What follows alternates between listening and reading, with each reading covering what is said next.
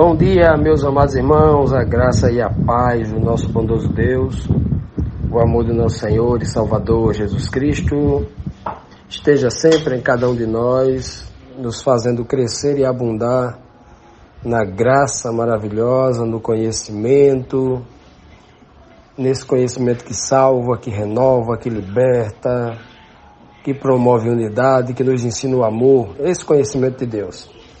Amados, esta semana nós estamos iniciando agora, hoje, domingo, primeiro dia da semana, mais uma lição, dando continuidade aqui ao estudo do capítulo 17 de João. E eu diria que o estudo dessa semana ainda é muito mais lindo, ainda muito profundo. As palavras de Cristo estão resumidas aqui, uma espécie de suprassumo, o clímax de toda a mensagem que ele tem que passar para a igreja, Embora esteja falando com o Pai, orando ao Pai, mas a mensagem mais essencial à igreja, que tem a ver com o verdadeiro passo, a verdadeira atitude para que o homem possa amar, o amor, o amor de verdade. E aí ele vai falar sobre unidade. Então, inclusive o tema da nossa lição dessa semana é intercessão e unidade. Porque além de ele estar fazendo uma oração intercessória no capítulo 17, o foco principal da oração de Cristo é pedindo a unidade, que o Pai conceda o seu Espírito, porque só através do Espírito Santo de Deus no coração do homem é possível promover a unidade entre as pessoas, entre os filhos de Deus, entre a sua igreja, a igreja de Cristo. Pois bem, vamos para o verso síntese, está em João 17, versículo 21, que diz assim: para que todos sejam um, assim como tu, ó Pai, o és em mim e eu em ti, que também eles sejam um em nós, para que o mundo creia que tu me enviaste. Veja que Cristo está dizendo que o mundo só vai crer profundamente o mundo só vai ser impactado com esta crença quando a igreja de Cristo estiver com o seu Espírito, todos num só Espírito, sendo uma só pessoa. Mas tão unidos em espírito, no mesmo pensamento, que ele deseja que na oração, ele pede ao Pai que todos sejam um. Agora, como é essa unidade? Olha que exemplo ele diz, que eles sejam um como nós somos, como eu e tu, meu Pai, somos um. E aí ele está explicando que aquele texto lá do capítulo 10, versículo 30 de João, eu e o Pai somos um, que a igreja, de forma desonesta, vilipendiosa, descuidada, tendenciosa para o paganismo, para o mal, está dizendo eu e o Pai somos iguais. Não, ali está falando de unidade espiritual. Porque se Cristo estivesse dizendo eu e o Pai somos um, no sentido que eu sou Deus igual a Ele, nós também seríamos deuses igual ao Pai nesse sentido, porque ele está dizendo assim, que eles sejam um em nós, ou seja, Cristo está dizendo que é possível e tem que acontecer assim, que a igreja de Cristo, para atingir a estatura dele, tem que ser um com ele e um com o Pai. Isso aqui não é um desejo utópico, fantasioso, inalcançável, inatingível. Não, isso aqui é uma realidade. Senão Cristo não estaria perdendo tempo orando aqui. Essa é uma necessidade real, porque os discípulos, quando foram batizados, lá no Pentecostes, experimentaram desta unidade, deste poder selador, que é a presença do Espírito Santo de Deus na mente do homem, enviada a cada um deles através de Cristo Jesus. Ou o Espírito de Cristo, que procede do Pai, enviado à mente do homem. A mesma coisa. Pois bem, Cristo na oração ele diz bem claro, para que todos sejam um, todos aqueles que o Pai me deu, todos aqueles que realmente se arrependeram, se converteram, eles precisam atingir uma unidade espiritual.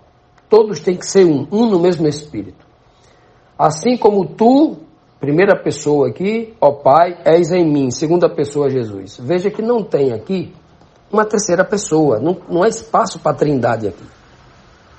Quem é um aqui, olha, que os seres humanos sejam um, como a trindade é uma. Ele não diz isso. Olha, que todos os seres humanos sejam um, assim como eu, Pai, eu, tu e o Espírito Santo, a pessoa do Espírito Santo somos um. Ele não disse aqui. Como em dezenas e centenas de outros versos, só tem o Pai e o Filho. O modelo, base, o alicerce de toda a unidade espiritual é apenas Pai e Filho. João vai repetir, ele aprendeu com Cristo aqui, que lá em 1 João 1,3 ele vai dizer: olha, nós estamos testemunhando daquilo que nós ouvimos, nós não escutamos uma trindade não, daquilo que nós ouvimos e daquilo que nós vimos. Nós não vimos Cristo falar de uma trindade não. O meu testemunho é verdadeiro porque eu e os apóstolos falamos daquilo que a gente viu e daquilo que a gente ouviu. E a nossa comunhão é unicamente com o Pai e com o seu Filho Jesus Cristo. É com duas pessoas, João diz lá. Então essas abundâncias de textos claros, diretos, objetivos, sem precisar filosofar, do tipo, eu e o Pai somos um, tá vendo? Um aqui é igual. Adulterar o dicionário, adulterar a mensagem, desconhecer, ignorar a Bíblia no seu óbvio sentido. A Bíblia diz um de unidade, aí a igreja entende um de igualdade. Olha que loucura, né? Pois bem, mas a mensagem de Cristo aqui é simples para os simples. Qualquer pessoa aqui, na sua simplicidade, não precisa nem estudar muito para entender aqui a linguagem direta, objetiva. Para que todos sejam um, assim como tu, ó Pai, és em mim e eu em ti, que também eles, aqueles que tu me deste, a tua igreja, o teu povo, aqueles que tu escolheste, que eles também sejam um em nós, estejam no mesmo espírito que nós, Pai e Filho. E aí o mundo vai crer que realmente o Senhor me enviou. Meus amados, que mensagem poderosa essa de Cristo. Aqui está uma síntese. Realmente é uma síntese de toda a nossa real necessidade está aqui. Buscar uma unidade espiritual em Cristo e em Deus. Quando nós entendermos isso, todos os irmãos entenderem isso, aí a comunidade, a igreja, a congregação vai sentir o que é poder. Vai começar a entender o que é o amor. Como disse Paulo, nós hoje vemos em parte, começar a ver parte desse amor, para que um dia o veja face a face em plenitude. Continuando, amados, vamos aqui para a nossa primeira pergunta, uma pergunta interessante que nos traz aqui o seguinte questionamento para reflexão. Diz assim: o que os discípulos receberam para se desligar do mundo e manter uma unidade perene e eterna, né, com os seus próprios irmãos, com o povo santo? Olha o que Cristo deu a eles, né, para que eles pudessem atingir essa unidade, para que eles pudessem atingir esse amor. O verso 14, João 17,14 diz assim, Cristo falando com o Pai, disse: meu Pai, eu lhes dei a tua palavra, e o mundo os odiou por causa disso, porque eles não são do mundo, assim como eu não sou do mundo também. Olha o que Cristo está dizendo aqui, olha. Sabe o que é que Jesus Cristo dá para que a igreja se una? A palavra. Todas as vezes que a igreja ignora a palavra, que a igreja não, vamos falar aqui que a religião, né? Ou melhor, as instituições religiosas ignoram a palavra, todas as vezes que os pseudos pregadores de ocasião, aqueles que se comportam como não deveria, né? Porque tem um cérebro, tem um livre-arbítrio, tem inteligência, Deus deu a todo mundo isso, se comporta como papagaio de pirata, repetindo o que escutou num púlpito, né? Eles são terríveis, né?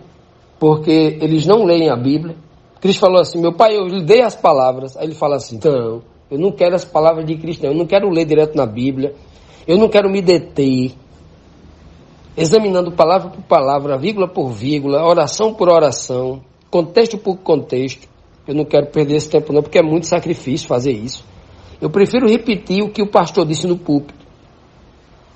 99% da igreja cristã no mundo faz isso.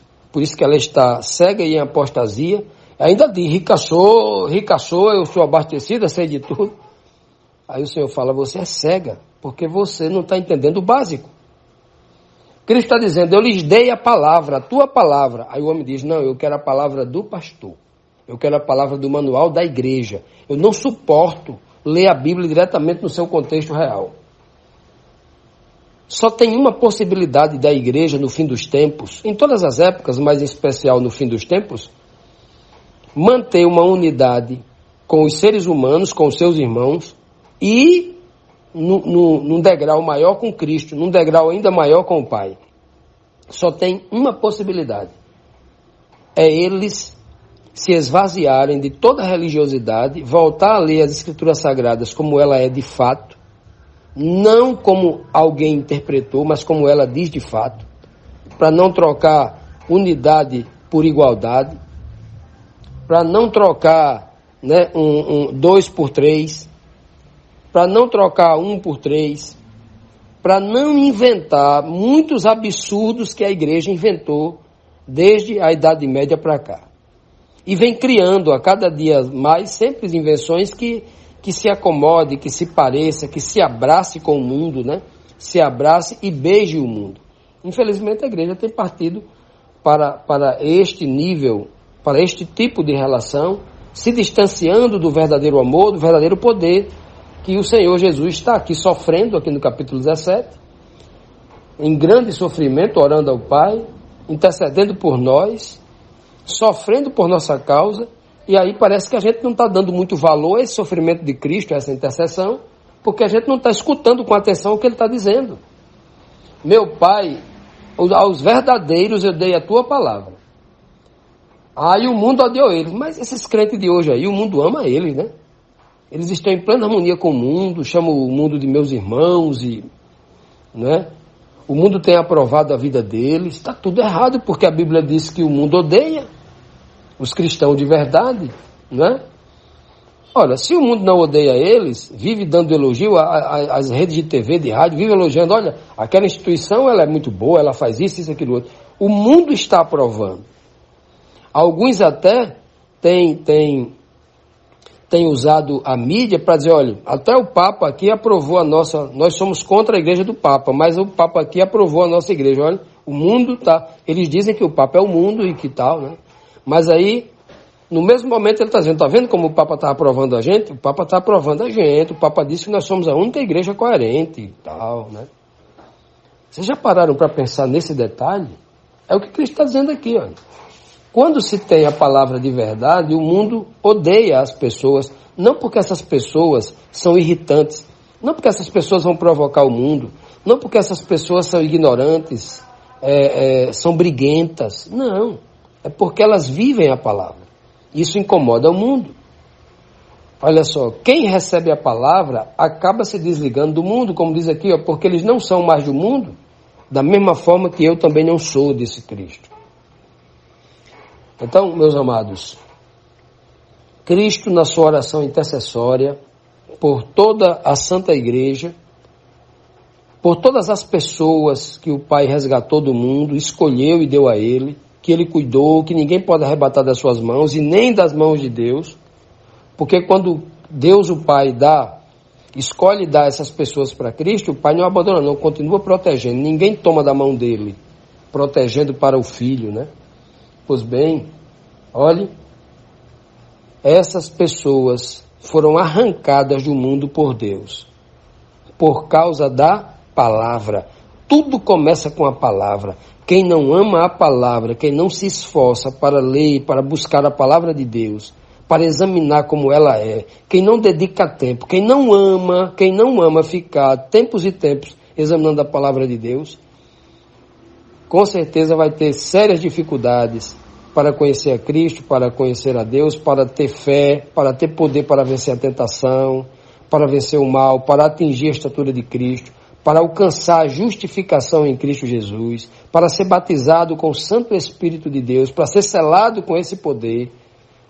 Tudo isso começa quando nós aceitamos ouvir a palavra de Deus como ela é, não como alguém disse. Eu vou ver com meus próprios olhos, vou raciocinar com minha própria mente, vou buscar a palavra de Deus como ela é. Quando o homem faz isso, ele está dando o primeiro passo à salvação. Quando ele rejeita isso, ele está rejeitando exatamente o grande poder que Cristo está oferecendo à humanidade. Continuando, amados, vamos aqui para a nossa segunda pergunta de hoje, que diz assim: que pedido Jesus faz a Deus para os seus discípulos, por seus discípulos? Será que ele pede dinheiro, saúde, prosperidade, bens? Será que ele faz isso? Versículo 15 diz: não rogo que os tires do mundo, mas que os guardes do maligno. Eles não são do mundo, assim como eu não sou do mundo. Olha, meus amados irmãos, que maravilha, né? Jesus não pede, como a igreja falsa de hoje, que perde tempo e tempo sem examinar a Bíblia nas igrejas, dia e noite. Lê um verso bíblico e dá um grito: vão sair daqui hoje, só quem vai sair daqui hoje é as pessoas que vão receber a vitória. Ninguém vai sair daqui hoje sem receber uma grande bênção. Só autoestima, só filosofia asiática dos coaches, só palavras vazias. E o que a Bíblia ensina, eles não pedem, porque para ele bênção é dinheiro, bênção é saúde. É bom ter dinheiro, é bom ter saúde, né? É bom ter dinheiro quando se sabe usar ele, né? É bom ter saúde quando não se desperdiça a saúde, quando se escolhe um estilo de vida saudável para viver. Aí é bom ter saúde. Mas para ele só vale isso? Dia e noite vou profetizar aqui que o seu casamento vai restaurar, vai ser restaurado. Como que o casamento vai restaurar se o sujeito não se restaurou por dentro? Continua batendo na esposa? Continua sem manter um bom relacionamento familiar, sem o respeito, sem a dignidade? Como? E eles perdem tempo nas igrejas gritando, profetizando, adivinhando, né? Isso não é profecia, isso é adivinhação, né? Talvez até um desejo sincero, mas é adivinhação. Isso não tem base bíblica. Isso não tem o apoio de Cristo, não tem o exemplo de Cristo, não tem o exemplo dos apóstolos. É uma igreja midiática. É uma igreja baseada na emoção, sem nenhuma estrutura espiritual. Pessoas vazias que têm um vozeirão que fala alto, parece que tem autoridade, mas não tem, é só carcaça. É sepulcro caiado, branco por fora, podre por dentro. E aí Cristo ora: olha, Senhor, eu não rogo que o Senhor arrebate eles do mundo e leve para o céu. Não, eu não rogo que não. Eles têm que ficar no mundo, porque o testemunho é dado no mundo. A luz, ela tem que brilhar nas trevas. A luz, quando ela está já na luz, se você levar uma luz para um ambiente onde tem 50 luzes de LED altamente potente e levar a sua luzinha de 100 vela, não vai clarear mais nada. Ela vai se perder diante da luz. A luz tem que estar nas trevas. O servo de Cristo, que se transformou em luz do mundo, sal da terra, ele tem que estar neste mundo no meio das trevas para iluminar os que estão lá. Então Cristo jamais pediria: meu Pai, tire, como muitos crentes têm orado, né? Senhor, me tire desse lugar, que só tem gente que não presta, me tire daqui, leve para um lugar bem bom, leve logo para o céu, me arrebate. Você tem que ficar ali, porque o cristão tem que estar ali para dar testemunho. Tem que mostrar para as pessoas que é possível ser fiel, tem que mostrar para as pessoas que é possível ter dignidade. É possível fazer tudo isso. E aí muita gente não entende porque não conhece essas palavras de Cristo, nunca parou para meditar. Cristo falou assim: não tire do mundo não, deixa ele lá no mundo, eu quero eles no mundo, para que a tua glória, né, para que o nosso nome, para que o teu poder, meu Pai, esteja neles. Eu quero que eles sintam o que eu senti, eu quero que eles aprendam o que eu aprendi, eu quero que eles amem as pessoas que vão odiá-los lá no mundo, que eles continuem pregando para eles, despertando, né, para a verdade. Eu quero que apenas uma coisa pedir ao Senhor: livre eles das mãos de Satanás, dos enganos de Satanás, do mal espiritual, que vai tentar enganar a mente deles para que eles se abracem com o mundo, para que eles façam amizade com o mundo, andem de braços dados com o mundo, beije na face do mundo. Não. O mundo vai ser muito atraente para eles. As igrejas vão apresentar as falsas religiões caídas, as filhas de Babilônia vão apresentar muitas coisas boas para eles. Mas livre desse mal, guarde eles desse maligno. Porque nos seus corações, de fato e de verdade, no seu íntimo, eles não são do mundo, só estão lá, mas não são do mundo, eles não pertencem lá. Olha que coisa linda. Claro que eles não pertenciam, e Cristo sabia disso. Não pertencia porque o próprio Cristo havia dito claramente, com todas as letras, né? O Senhor me deu, o Senhor tirou do mundo e me deu. Então ele já não pertenceu mais no mundo. Cristo estava apenas confirmando aquilo que o Pai já havia lhe revelado.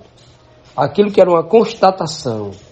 E Cristo está dizendo aqui, meu Pai, é por isso que eu estou pedindo, guarde ele do maligno, de Satanás. Guardem ele de toda maldade que tem origem no diabo, que tem origem no pecado, que tem origem no engano, na dúvida, na mentira. Guarde desse tipo de coisa. Olha, em momento algum Cristo disse assim, Senhor, não permita que falte dinheiro na carteira dele, na poupança deles, né? Na conta bancária. Não permita que eles deem nenhum espirro, que eles não tenham nenhuma doençazinha. Não permita, Senhor Deus, que eles passem noites acordados, aflitos, sofrendo, orando uns pelos outros. Não permita que eles não sintam medo. Não, Cristo não orou por isso. Isso faz parte das batalhas que o cristão precisa enfrentar para aprender a amar o próximo. Para aprender, acima de tudo, sobre si mesmo. Para aprender, acima de tudo, que ele não é nada. Que ele não tem poder para nada. Sem mim, nada podeis fazer, disse Cristo. Todas essas batalhas é para que nós reconheçamos as nossas debilidades, as nossas fraquezas e aprendamos a ser humilde, porque a gente não é nada. Por isso que Cristo não ora, pedindo ao Pai que retire tudo isso, como muitos irmãos têm orado nas igrejas. Muitos professos cristãos, né, têm orado. Senhor, não permite que falte nada na casa daquela pessoa. Senhor, não permita que lá tenha nenhum pingo de doença. Não permite que nunca falte dinheiro.